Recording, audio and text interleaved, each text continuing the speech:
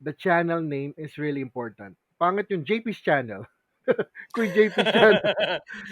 JP's Oo, channel. Ano kaya parang na naman ito? puwede, puwede, Diba? Pwede. pero, nakagano'n. Ang dami Oo. mong north. Bukas. Oo, nakabukas Oo, yun eh. Parang, oo. ano bang mapapanood ko rito? Siguro madami, diba? But Mm, if you're starting, mas maganda yung focus ka na. Diba? mm. Tama. At mas mahalaga kung authentic ka lagi. Huwag 'Yan, tayong masyadong magpa-intimidate sa mm. mga sikat na channels and everything. Mas maging interesado ang tao pag yung sarili mong opinion, 'di ba?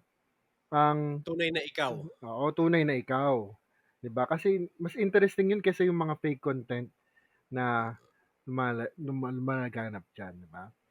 Next, Although i-park din natin 'yan, i-park din natin 'yan, puwede ka ng gumawa ng oh, fake content, i-park din natin 'yan. Baka huwag nating isang oh, tabi baka 'yan. pwede, sige, Pag-usapan natin 'yan in the future, i-tag natin sa video na 'to. oo, gaya nga ng sabi natin, safe area to, no? So, as much as Oo, possible, let's veer away from fake content. But content, sabi nga nila, is still content, 'di content. ba?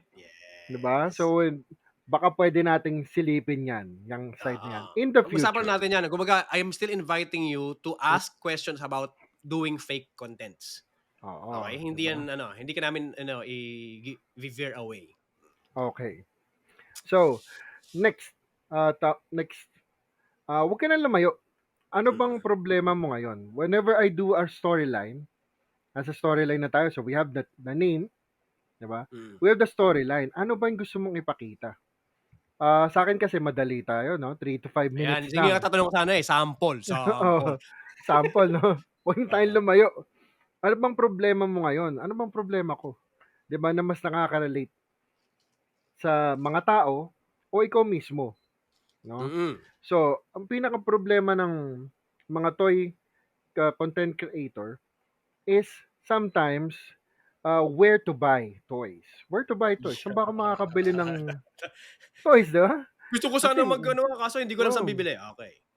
or pumunta ako ng SM, ba't wala dun, 'di ba? Mhm. So, where to buy toys is one of the most common problems of toy collectors, 'di Mm, ba?